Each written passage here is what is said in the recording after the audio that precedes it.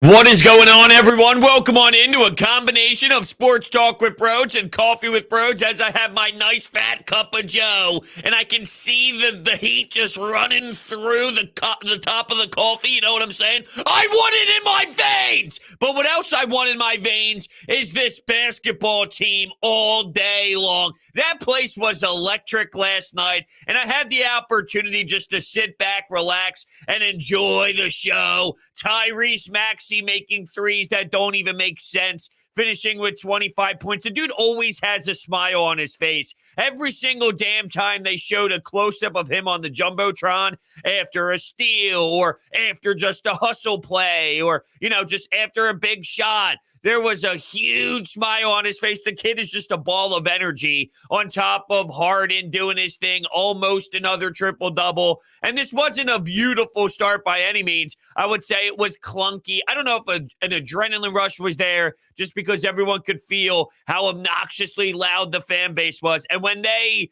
started off the game by doing the announcements and everyone coming onto the court, that James Harden reaction when they said a guard from Arizona State University, I don't know if my ears rung that loud in my lifetime when it came to a regular season NBA game and just announcing the starting lineup. It was insane. And it was so much damn fun where they turned it on in the second half. It was the start of that third quarter where the Knicks did have a mini push after this, but it also set the tone for the Sixers to let the Knicks know, screw you, we're going to be here all night long. And that's when Joel Embiid gets a pass from James Harden and he gets the and one, a nice kiss off the glass. Then the Sixers get a stop on the other end, and here comes Joel Embiid rocking a three, nothing but net, and bang, the Knicks have to take a timeout. And from there, like I said, the Knicks did have a mini surge after that, but ultimately that was the Knicks knowing we ain't going anywhere. Sure, Barrett and Julius Randle were scoring a lot of buckets there in the first half, but that wouldn't be sustainable, and the Sixers would find some rhythm eventually, and they sure did. It was weird. There were a lot of fouls early on, and it didn't seem like guys could get into the rhythm. Joel Embiid sure didn't until later on. His defensive intensity picked up, which was just something that created more life for the Sixers as a whole. Their defense definitely did improve, and that was a big-time difference in the outcome of the game. But the team got rolling, and your three big top dogs were excellent. And you can see now that there's a common theme. We look for sustainable styles of offense. What works here? And what is relatable to postseason play? How can this dictate our lifestyle as we get ready for a push into the postseason? And it seems that there is a James Harden professionalism. It's either a three or he ends up driving to the rack, and there's so much space for him because of how much of a threat. He just reads the court beautifully, and it all comes back to vision and understanding. And I love the fact that he's getting on his teammates as well. It's hard to see from in the stands, but apparently there was, and I saw the play happen. I didn't see James Harden speak to Tobias Harris about it, but I remember watching Tobi pass up a wide open look. Then there was an awkward pass to Maxey, who had to jump 7,000 feet in the air to grab it. He eventually does, and then Matisse Thybulle is wide open in the corner. It swings to the corner, and Thybulle ends up hitting the three, who he did actually hit.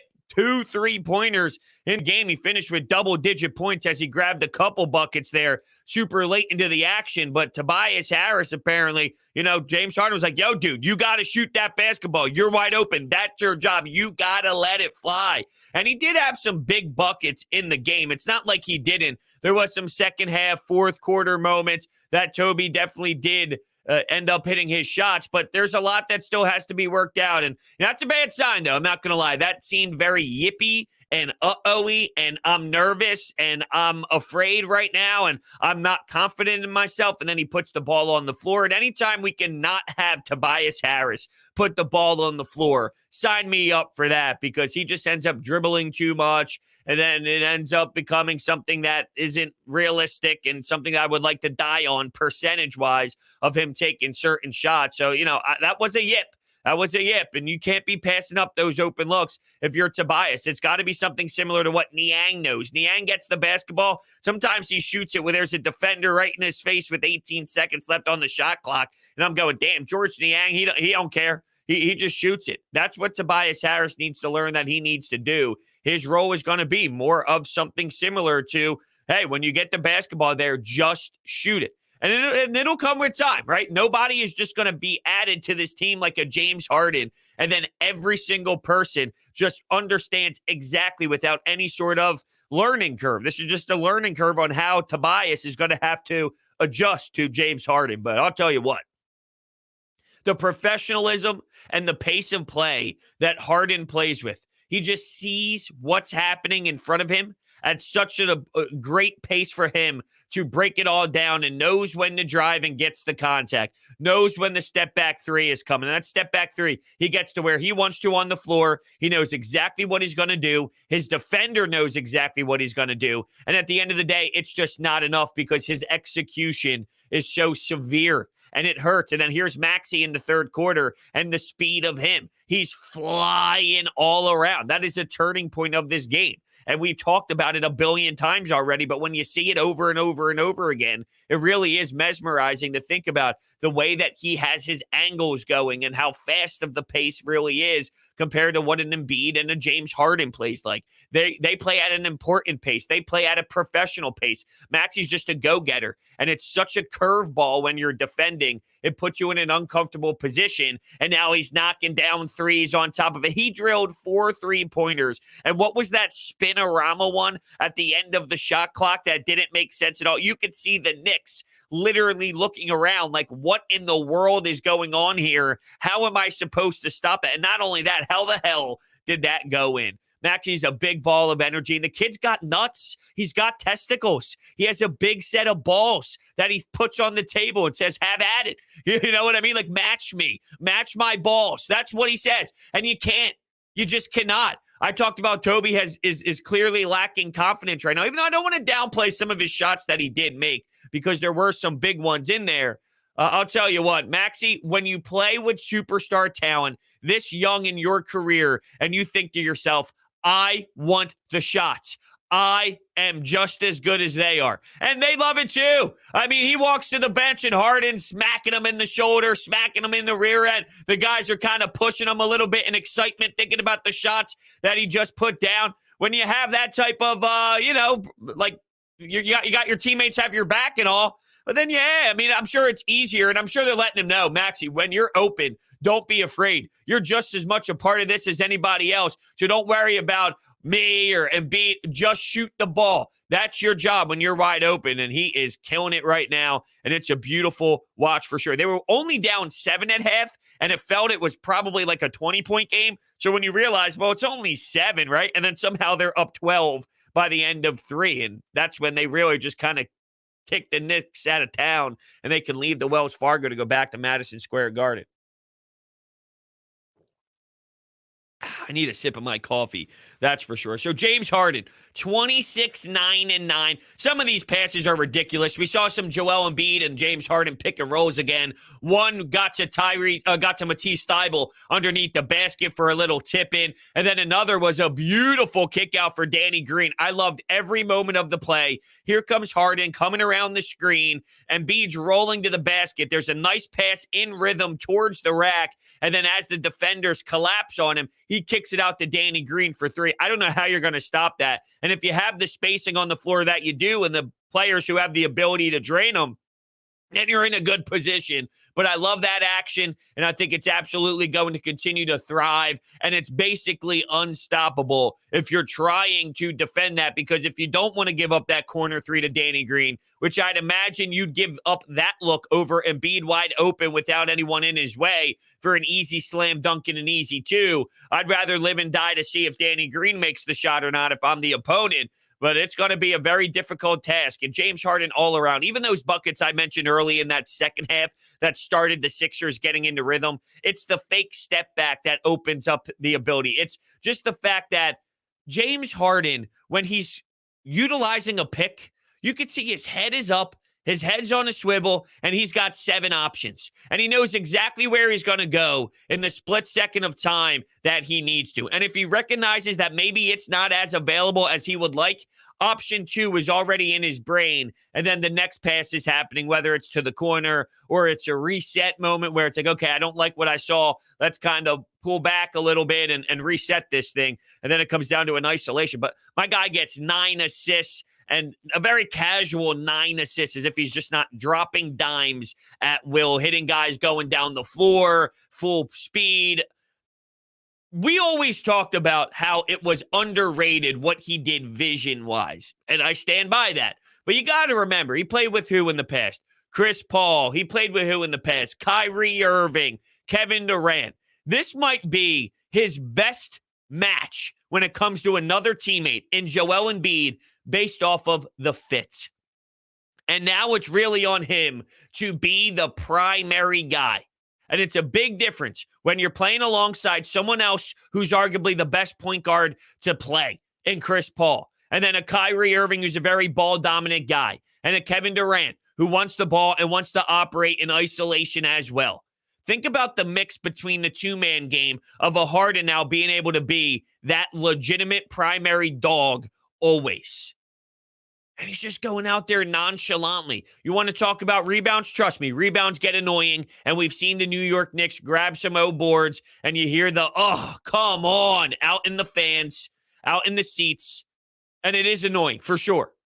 But he grabs 9, too. 26, 9, and 9. Just another day of clocking in and clocking out at the office. And I was informed that this guy was washed up. I was informed that this guy didn't have anything left in the tank, except for the fact that he has everything left in the tank. And somehow you keep seeing these three-point shooting lists, and we watch Steph Curry make history earlier, and he's ridiculous at his craft. James Harden is sneaking up there just as well in the Reggie Miller category. Come on now, in the Ray Allen category. Yet this guy, oh, you got James Harden, he stinks. Now all the comments are, who cares what he does now? Just wait for the postseason to fail, because that's how he does. That's what he does in postseason play. Don't worry about now. See, now the narrative's changing. He's doing fine at the moment with the Sixers, but he's known as a choke artist in the postseason. So just wait. He's known as a choke artist because he lost games before. Now, all of a sudden, you can never win playoff games because you've lost playoff games before.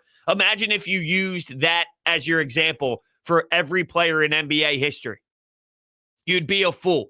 You'd be an absolute idiot and an absolute moron. That's for sure. With that, we'll go to the phones and bring in our first caller here.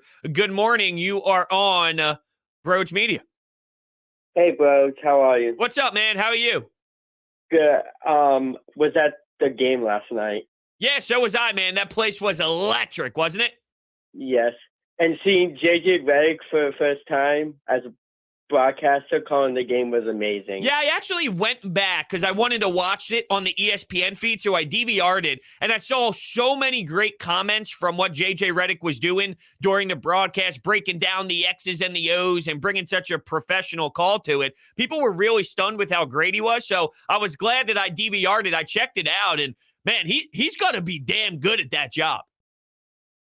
Exactly. It was also nice to see him embrace with Joel pregame. Of course. It's awesome to see him, and thanks so much for the call. Just getting that standing ovation. Imagine JJ Redick on this team right now. It would be amazing. And there was some noise when they were thinking about who they could bring in. Apparently, he tweeted something out, which got the fan base going a bit. But, man, I'll tell you what, if you had a JJ Redick coming off the bench, providing you some energy, knocking down some shots, that would be amazing. But, yeah, I mean, I enjoy JJ Redick's presence there, and I thought he did a good job. I went back to listen to some of his calls, and it was fantastic. We do have some open lines if you would like to chime in to the conversation at 610-63. I literally almost gave out the Fanatic number. 856-442-9805. 856-442-9805 if you would like to call in and join the conversation. Speaking of the Fanatic, it was the Knockout Fanatic tournament yesterday after the game. So I was able to go on the court afterwards to play a little knockout. It was like an 80-person knockout game, and I got knocked out in the second round. Shame on me. I mean, that's disgusting. I'll tell you what, a lot of pressure, though. Pressure, a lot of people watching. Whew. I couldn't imagine doing that with 20,000 and people screaming for some Wendy's fries and a Wendy's Frosty. I'll tell you that for free. Back to the phones we go. Good morning. You're on with Broach. Hello, this is Mike from Allentown. How are you doing, bro? What's up, Mike? How are you this morning? Good. I have a couple questions, if I don't mind. You are allowed to ask those questions. With the Sixers, I love how this team is looking. Love the fucking energy, man. Pardon my profanity. That's okay. Love James Harden. I think he's a perfect fit, in my opinion. I don't think you could have gotten anyone else better than James Harden. I agree. It's kind of funny saying that right now, too, after the whole go get Halliburton, go get Fox, go get Hield. Oh man, you would be in such a horrendous position compared to where you are now if you gave up Ben Simmons for Colin Sexton, CJ McCollum. You're absolutely right. Yeah. Honestly, I don't know what could have been better other than a James Harden. And to add to that, I consider this team a three-headed monster. With Maxey proven to the league, despite he's young, he has a lot of ball in his hands. He can shoot the ball. He can play. He has a bright future in Philly. He definitely does. And you know what it comes down to? And thanks so much for the call. It comes down to having no fear. He's not afraid of anything. He's not afraid of the shot. He's not afraid of the moment. He's not afraid to take the ball and say, I'm going to do this. With an Embiid and a Harden, I can't stress that enough, how when you're in your second year, think about Maxey right now, right, getting dapped up by Harden. You can pretend all you want that the 7, 8, 9-year-old inside of you isn't going, holy hell, I'm teammates with James Harden right now. But I'm sure that's part of it. And he's hitting step back three. These threes are insane. These threes don't make any sense. He's added so much to his repertoire in such a short amount of time. The ceiling is so high for this kid. It doesn't even make sense. I honestly feel that as fans, we are so in the moment, as we should be, that we're not even fully understanding yet how fast it has all gone for him. But if you were to look at tape and maybe tendencies from last season, and then now look at a full 10-minute highlight package of this year compared to last year, it would just be so different and so much more frequent now at such a higher clip that you'd still see threes, and you'd still see some things that are great that does have correlation to today, obviously, but the effectiveness of it, the beauty of it, the bigger moments, the more minutes, I mean, all of it. Obviously, he did play more time, but all around, I mean, the amount of threes that he takes and the percentage that it's hitting, and the list goes on in his understanding of the game. He's not afraid. You'll never see him be in a moment where he looks uncomfortable. And if he does, he somehow hits a one-footed floater over a defender. If it looks unorthodox, right? If it doesn't look like it's what it's supposed to be fundamentally. He's rolling to his left and somehow just shot putting a floater to his right, and it hits nothing but the net over a 7-footer trying to jump up and block it. Speaking of blocks, Embiid had some big rejections out there. Not the best Embiid night in the world, but guess what? Joel Embiid is now at the point where he gives you 27 and 12, and it's like, I've seen better. It's okay. But I've watched him annihilate opponent team. Imagine an game. Seriously, being 27 points, 3 points shy of sniffing 30. And think about when you look on the other side at a Randall or an RJ Barrett dropping points. Think about how loud those points look compared to a day where it just didn't feel like he could find himself out there. He did go to the free throw line 13 times. And speaking of free throws, yes, I'm going to do this because I understand the Sixers are going to the line a lot, and that's part of their new brand and their new identity. But, man, there were some miserable calls in favor of the Knicks. Tobias Harris's hands are down, nothing, but they call a foul anyway after the shot's already missed, or when Randall goes up and he's in midair and he kicks it out because he realized he doesn't like his shot because it was good defense by Tobias. They end up calling the foul after the pass was already leaving Julius Randle's hand for what? You just waited to see the outcome, and he sold it just due to his body. Nothing actually happened. I mean, there were some awful, awful calls. And the difference between awful calls and a lot of calls are two different scenarios. One, you have to foul Embiid. You have to foul James Harden because they're unstoppable. That's not the case with Julius Randle. I hate to break it to you Knicks fans out there. So just because there's a lot of calls and you go, well, the Sixers get a lot of calls. Yeah, it's because they're actually dominant. That's a big difference than just calling garbage just to call garbage. And that's what I thought we witnessed a lot of times. There was one where it was either Danny Green or Matisse Thybulle came around the screen and ended up poking it through, and it could have been the Sixers heading the other way for a quick transition, but no, they called the foul. was a mess. But welcome to the NBA. I guess that's basically how it works all the time in this league with some disgusting plays that happen. What else? No, Korkmaz stinks. I think we all know that, right? It's funny. No real Korkmaz support anymore. Remember how much I had to battle with idiots and dopes out there all the time? Bros, Korkmaz, you're wrong about him. You say all the time it takes time for players to learn in this league. Bros, Korkmaz, where are those people at? I would love to hear from those Korkmaz die-hard supporters, the number one fan base in the history of the NBA, apparently, because there was an angry mob of 9 billion people every morning in Coffee with Bros, every night during the post-game comments. Bros, you're an idiot. Korkmaz is great. He gave you 12. He gave you 14. He stinks. Stinks to the point where he's going to lose his job to Shake Milton. You know what Shake Milton does? He stinks. He stinks. He's not good either. And I know he had a couple points, but he's not very good. Korkmaz blows. Millsap blows too, to be honest with you. Millsap ain't got it. I think we got enough of the knowledge of the Paul Millsap, to be fair. Now, apparently, Charles Bassey got the nod this morning and is getting recalled back up to the Sixers, so take it for what it is. And we'll see what ends up happening at the backup center position. But I'll tell you what, the answer ain't Paul Millsap.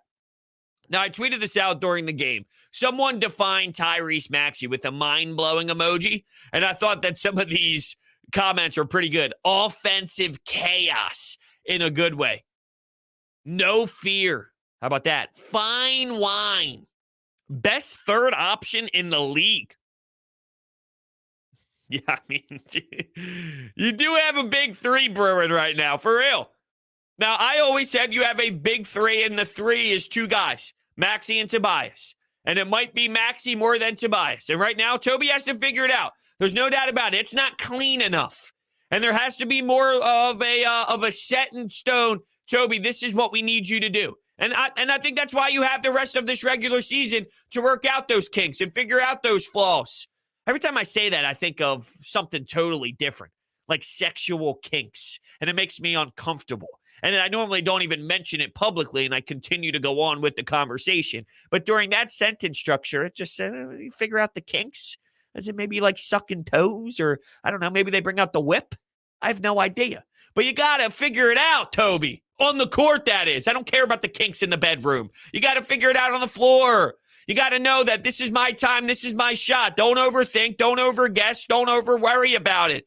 This is what we need you to do. If you're wide open, shoot it. No passing it around until Matisse Thybulle gets a three. I don't want Matisse Thybulle taking any threes, ever.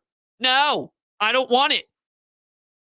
Tobi, I'll take you hitting threes all day long over a Matisse Thybulle in the corner, no matter how wide open he is. It's crazy. What else we got? Maxey Pad absorbing all the skills so quick. That's amazing. GOAT, savage, better than Ben Simmons, the golden child. That's pretty cool. I love it, man. And then we're all obviously relating to him because it's impossible not to love that smile that's on his face every single moment that he's on the floor. He just gives you everything he has, and that's what we admire the most. And not only is he just giving us everything he has, but it's also fantastic ball, and he's able to score in every single layer. And not only that, he gets fouled. Let's see what he just draws contact because of how much the game changes when he's on the court compared to running an offense through James Harden. And I'm in awe when I watch James Harden play the game of basketball, because the way that, as much as we are enjoying every moment of Tyrese Maxey's explosion as he shot out of a cannon and you see him flying like no other and not a damn soul could get into his way, the way that James Harden runs an offense is just a beautiful watch. Now, it's something that we should be accustomed to seeing because it's NBA basketball and it's a primary point guard. You know, it's funny when you watch Alec Burks play, and this is the comparison I'm trying to bring it to. We were so enamored with Alec Burks in years past, and we labeled him the savior and demanded him to get the basketball in big moments. Think about that. That's how much we've been in this mindset of Ben Simmons, where Alec Burks was not even very good. He's what he is, but he's not very good. And when he was on the Sixers, we were screaming and demanding that he starts and he's your primary ball handler because he can dribble. Because he can dribble. He can dribble a basketball and shoot a basketball off the dribble. We never had that before. And now that we're getting it with James Harden, one, you're getting it at such an elite play, obviously. Not everyone can do it to the James Harden level, but just the concept in general of a dribble drive and dribble penetration and being a threat so much at scoring that when you dribble drive and when you do put defenders on their heels based off of you lowering your shoulder and attacking the way that you do methodically with the angles and getting to the basket the way that you would like to, your ability to shoot opens that up so much more. It's tremendous. Pick your poison. Do you want to sag off of a James Harden? Okay, fine. He'll just hit a step back three in your face right around the elbow part of the three-point line. Or he'll lower his shoulder, get low, and he'll drive right by you because your defense is so intense towards the three-point line that he can definitely get over and around you with ease. Watching him do it, though, at such a professional pace is wild and super entertaining. I want to go to free throws. Yep, Tyrese Maxey at the line 8 times yesterday. 8 times he was at the line. Last year, he averaged, I think it was, let's look it up. No reason to think. That's why they have a computer and Google. Last year, Tyrese Maxey averaged from the line per game 1 free throw attempt a night. 1 free throw attempt. 1.1 to be exact. He's averaging 3.5 at the moment. And he got there 8 yesterday. Is this not insane? It really is. We got a text message coming in on the Anytime Hotline. Hey, bro, sorry for my long message, but here's what I got. The offense won't be as important from the bench if we can get at least a stop on the defensive end. The defense has been abysmal when Joel has been on the bench. What has the percentage been when he is and isn't? Harden is still finding ways to help the Sixers all by himself when Joel isn't on the floor. That is something that you definitely have to watch. And we heard Doc Rivers speak to the media the other day about their practicing, and that's what they were trying to run. What are they going to do? What are the rotations going to look like? So there is a bit of an experiment happening right now, but Harden plus other players that are more bench roles, or Harden plus Tobias Harris, how are those two going to be able to perform and figure out offensive rhythm? That's something that's still with my binoculars and being studied nonstop. Maxey has been helped the most by the addition of Harden, absolutely. But when Joel is on the floor, is Maxey being helped the most? Wait, what?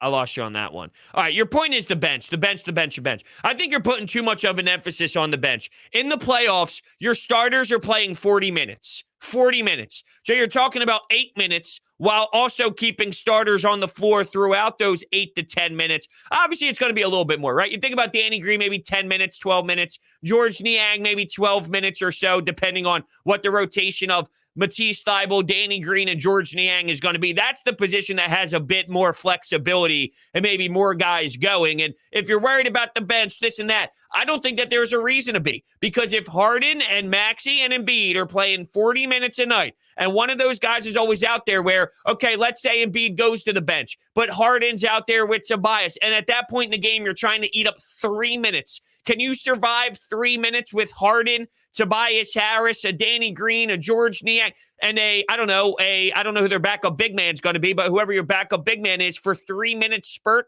and then you do that again a little later on in the game? Yeah, absolutely, because you still have James Harden running your floor and operating your offense. So if you're worried about bench scoring and this and that, and even defense, they're not a phenomenal defensive team. They have the anchor in Joel, and then obviously Matisse Thybulle is your best perimeter defender. But you're not going to win games and will your team in playoffs due to the defense. That's not their sharpest weapon. They might be able to hold their own in some games that would make us very appreciative, but your offense can operate at such a high level that thinking about outscoring teams might be your best bet, and that's why you're going to win, because of how much you can score and succeed on that end, how many fouls you draw, putting teams in horrendous positions where, let's say, their starting center picks up 2 fouls early. Then they go to their backup center. In theory, let's look at Sims. He picks up a second foul. The way that they force you to foul so much Now we talk about 8, 9-man rotations. You're forcing the opponent to have to go 10 deep in a playoff game, which is a disastrous position to be in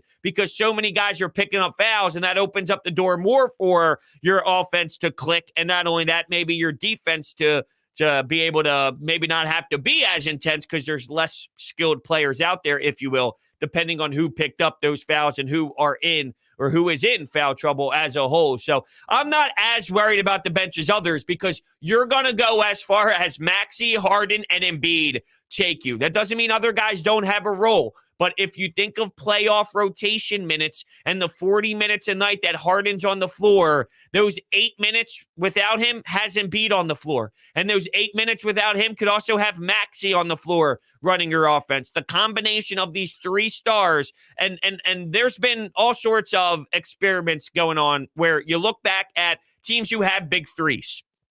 And when you study the history of the game of teams that have big threes, who are their bench? Who's the bench players? There's guys. You don't look back at the Boston Celtics and go, their bench. You don't look back at the Miami Heat and go, you know why they won? Their bench. Their bench is why they won those games. Absolutely not. When you have a big three, more times than not, you don't have a stellar bench. You just have guys. And then it comes down to rotation, and it comes down to your superstars executing.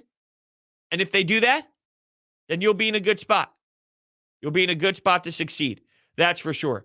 $2 donation from Joe coming in. 4-leg parlay. Would have won $100 if Embiid got the 32 points. Yeah, it's a shame he didn't have the sharpest night in the world. Just one of them. One of those nights where it's like, I just couldn't find myself. Even though he gave you 27, he got to the line 13 times, grabbed 12 rebounds, had some nice pick and roll moments. But he's been so stellar and so dominant that something like this just goes into the whole category, which is just hysterical. Now they have a huge test, and I can't wait to see how they react when they play Cleveland at home, and then they have a back-to-back going to Miami and flying down south to play a really good team on a second half of a back-to-back. I'm not going to overreact to things. I'm not going to go too overboard and too extreme if it isn't as smooth as we would like. And even if it's great and it's a magnificent win, I'll show my excitement and I'll be stoked. But I'm already at the ceiling for my excitement, right? When I say going overboard, I know this team can compete. And thanks, Joe, for the donation. I know this team can compete for a championship. I know they can.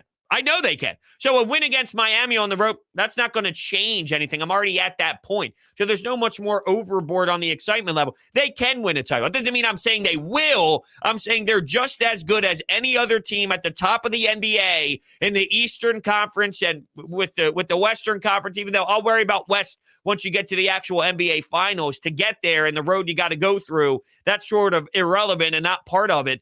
You wait till that final series for that. But you look at this Eastern Conference and you say the Sixers are just as involved as everybody else. So a win on the road against Miami in a second half of a back-to-back, if I already feel they have enough firepower to legitimately compete for an NBA championship, no regular season game is going to change my opinion. And even with the loss, if they lose on the road second half of a back-to-back, and it's not good, it's not pretty, it's ugly, the ball doesn't swing as much as you would like, the passes aren't as crisp, I'm not going to change my opinion because of that circumstance either, which isn't even a circumstance when postseason matters. And it's not like, hey, we got a second half of a back-to-back during this playoff series in round 2. Let's see what happens. It's just not part of it at all. We got another text message coming in. What's up, Rhodes? Julian from Wilmington here. It's hilarious watching McIntyre fill in for Skip. I don't pay attention to any of that crap. I don't. I was listening to this segment yesterday, and I was really sitting here wondering who in Philadelphia hurt his feelings to say stuff like that. They have an agenda. That stuff doesn't even matter to me, Julian. I don't give them a time of day. I don't even end up talking about them because it's not even talkable, in my opinion. Everyone sees that, they laugh, and then you move on. Right. I mean, if you allow that to play with your emotional strings, or you allow for your heart to get beat up by something like that on one of those talking head shows, you just got to realize, drink a cup of coffee, put your feet up somewhere, watch something else. Don't want a nice Sports Talk with Bros podcast, right? Kick back, relax, do that. And from there, enjoy your day, because there's no reason any of those people should get you fired up. Who's that guy? Who is that guy? Does anybody know who that guy is? Absolutely not. So in what universe am I going to allow someone who I never even heard of before get into my grill? What I will allow to happen, though, I allowed myself to get addicted to WinView. What's WinView? WinView is the nation's leading sports predictor, allowing you to compete in pregame or live contests against other people, not the house. How does it work? Well, I will tell you and show you a beautiful example. You download the WinView app that's down below in the description, utilizing the link winview.tv/Broads. Now let's look at tonight's game, Boston Celtics versus Memphis. Who will win the game? Select either team. Will John Morant or Jason Tatum score 32 or more points in the game?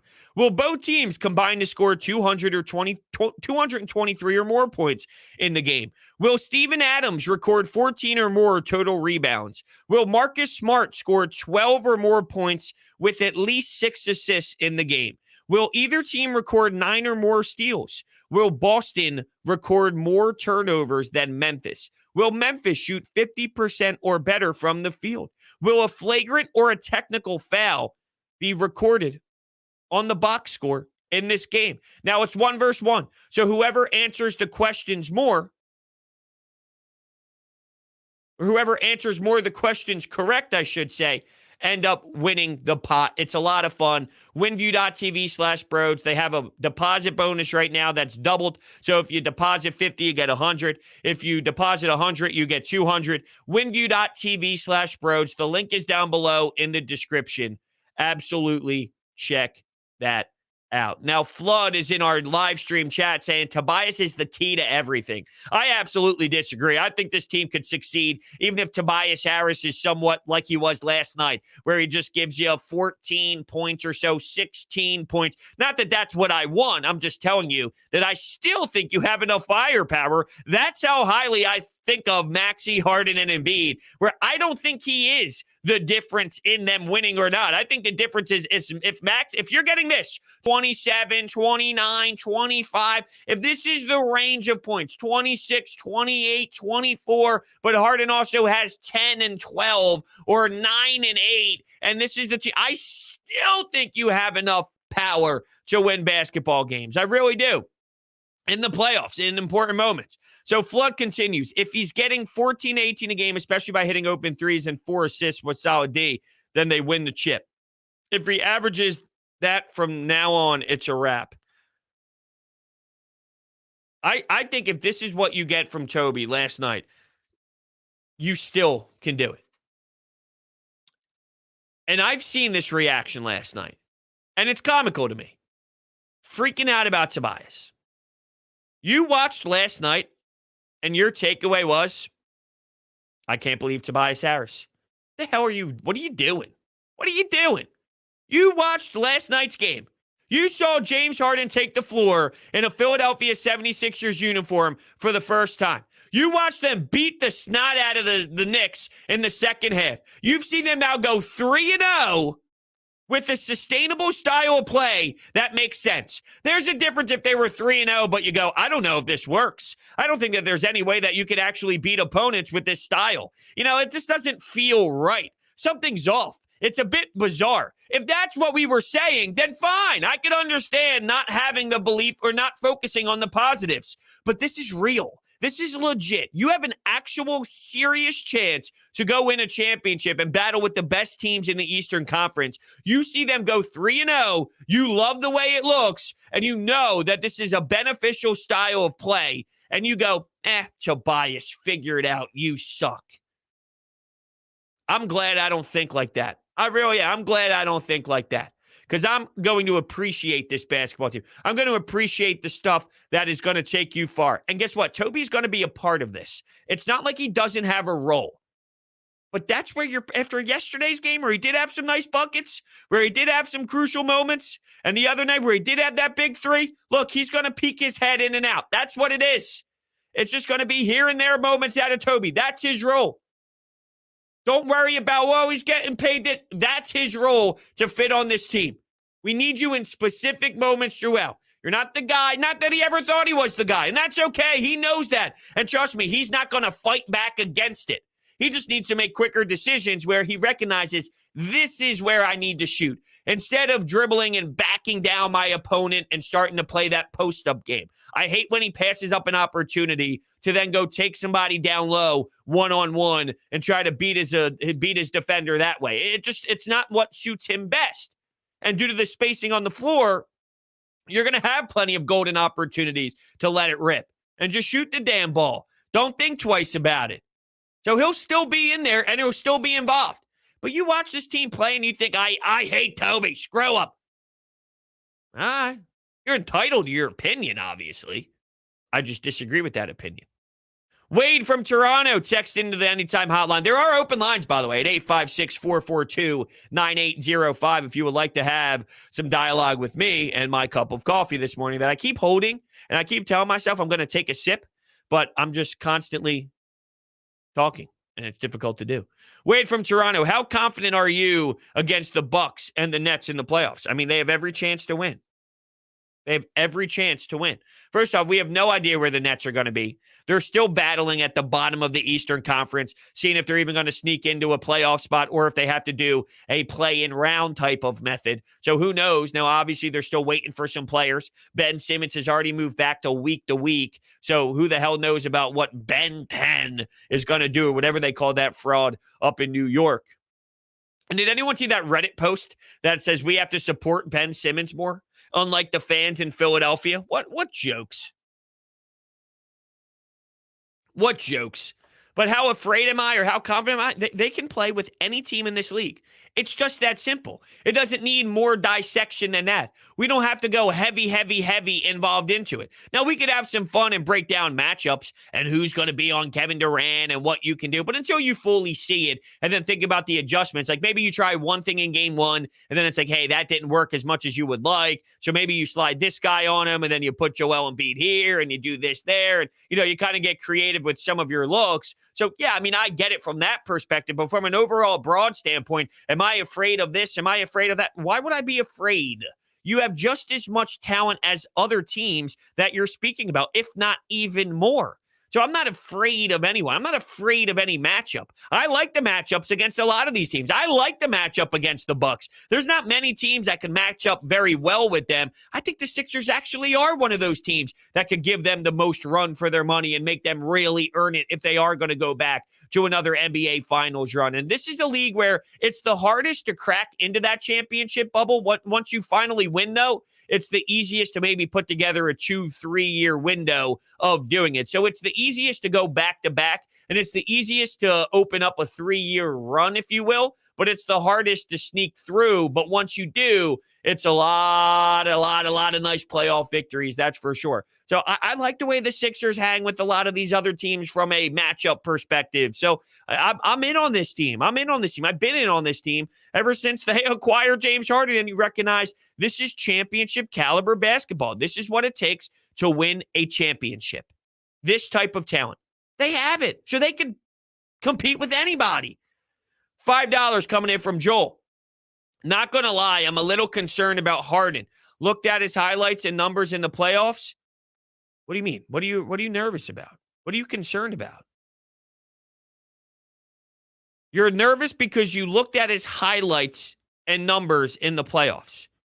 So you're going to compare James Harden going up against the Golden State Warriors in the Eastern Conference, may I add, with Chris Paul having lingering issues, and him playing with Houston a handful of years ago, to playing with Joel Embiid in this Eastern Conference, with Joel Embiid playing at an MVP rate, and Tyrese Maxey. My point is, what happened in Houston with that team has zero correlation to what this team can do in this year, this moment.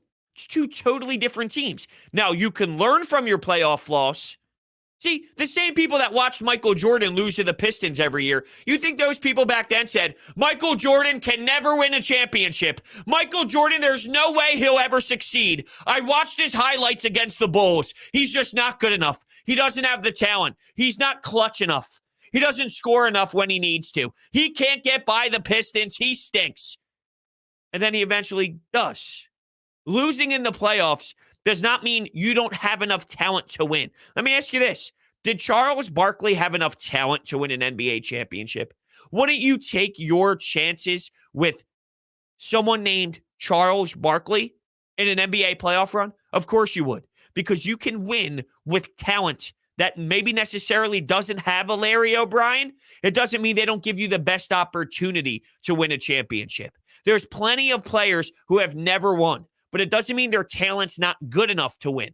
But sometimes you run into a Michael Jordan Bulls era. Sometimes you run into the Golden State Warriors that add Kevin Durant, or the Golden State Warriors before Kevin Durant. Sometimes you run into a Shaq and Kobe. Think about all those teams that never won. The Utah Jazz, Charles Barkley. There's a billion players that have the skill level to do it that maybe just don't win a championship because there's a lot of variables. But does that mean you don't want them on your team?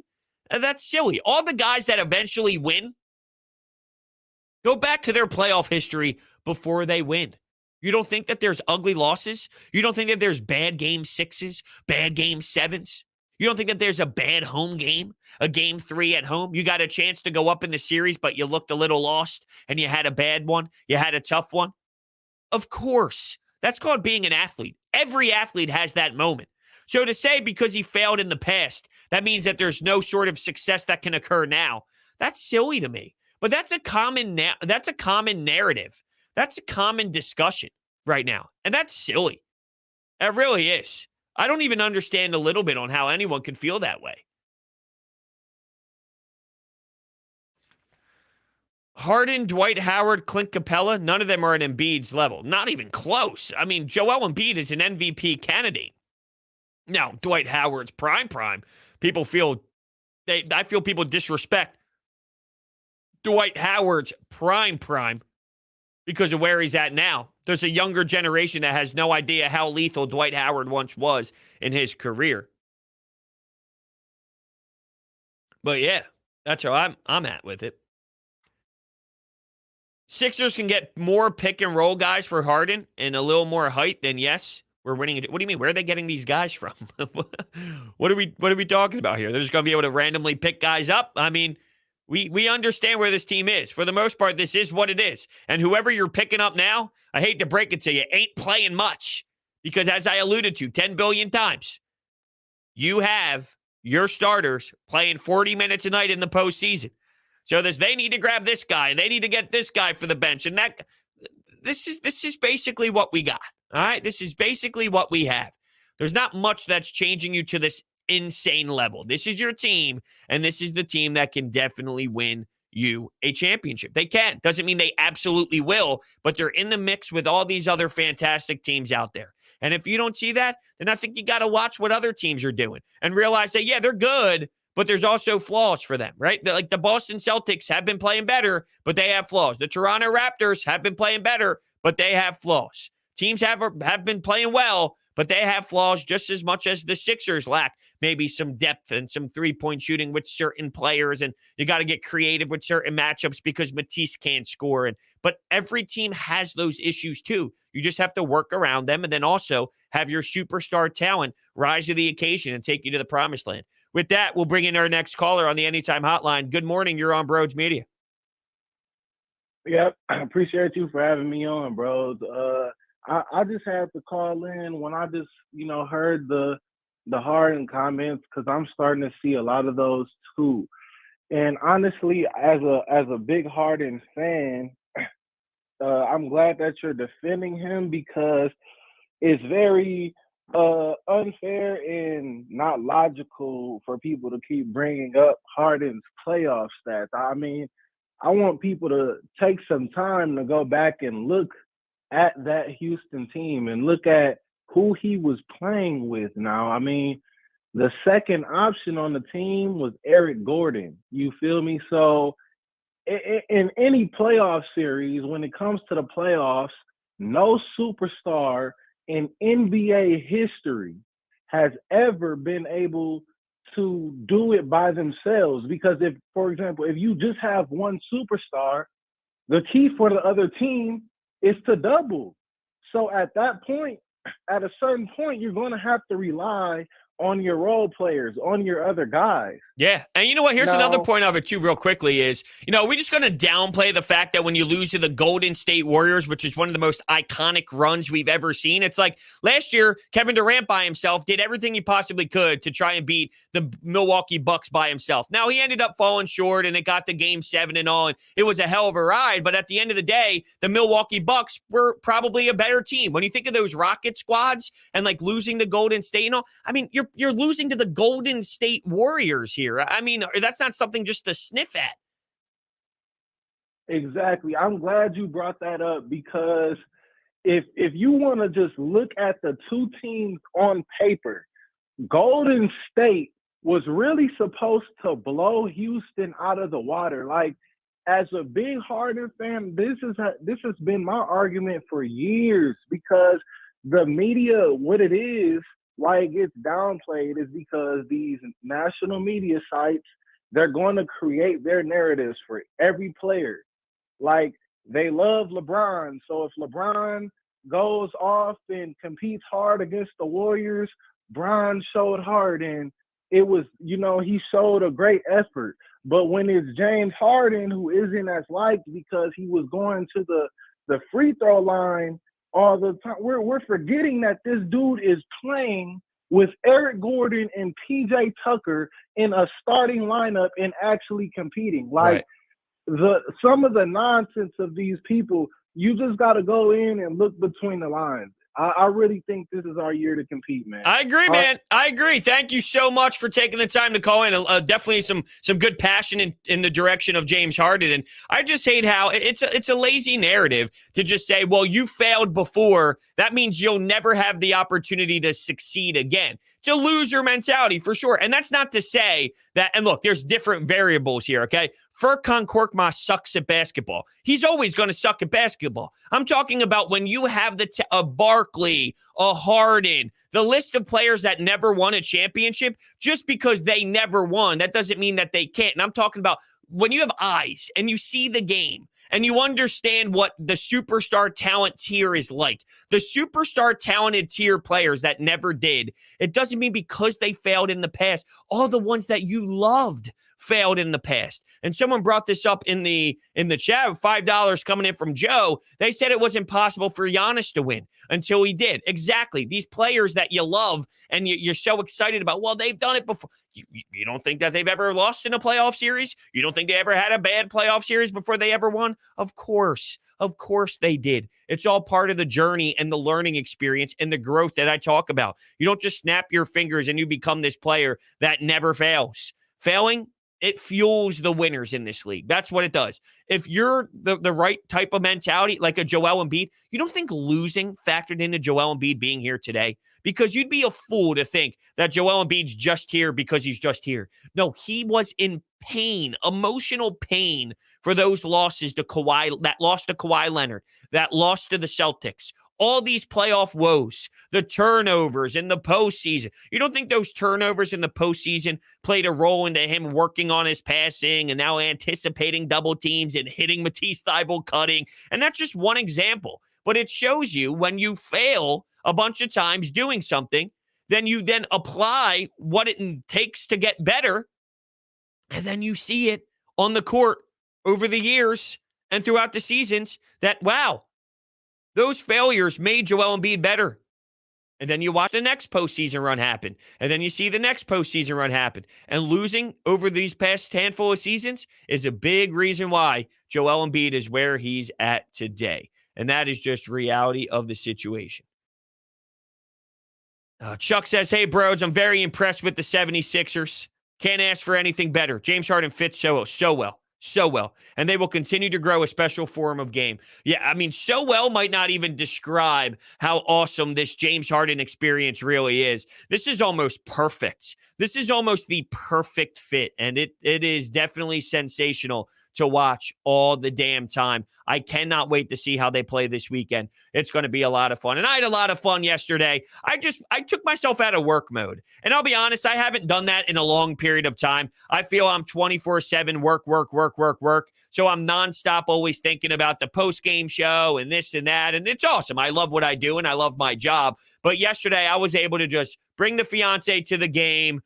I ended up snagging some tickets, and I just went let me enjoy this. Let me enjoy the atmosphere. Let me give some claps. Let me just embrace it and just enjoy it for what it is. And don't worry about the post-game show. Do that the next morning, which is obviously where we're at now. And it was just nice to check out, bring the fiance down to the center and enjoy the moment. And I had a lot of fun doing that, especially for the anticipation for what was. When James Harden's coming to town, this is only going to happen once when it's his first nod at the center, and it was a lot of fun for sure. So with that being said, we're going to shut things down here. I want to thank everybody so much for hanging out with me. If you're new to the channel, make sure you're hitting that subscribe button. Hit that thumbs up button as well as we all leave the live stream this morning. And then lastly, TikTok, Broads Media. We're implementing a lot of fun there. And that's not lastly, I lied, because SeatGeek, if you want to utilize my promo code Broads at SeatGeek's checkout page, you'd be a very smart individual. It gets you $20 off. They lifted the mask mandate at the center, so you don't got to worry about the mask stuff. The vaccination stuff is long gone to get in as well. So $20 off, SeatGeek, promo code Broads. Sixers, Cleveland coming up. Get yourself in that atmosphere for sure. With that being said, thank you guys so much, and I will see you next time.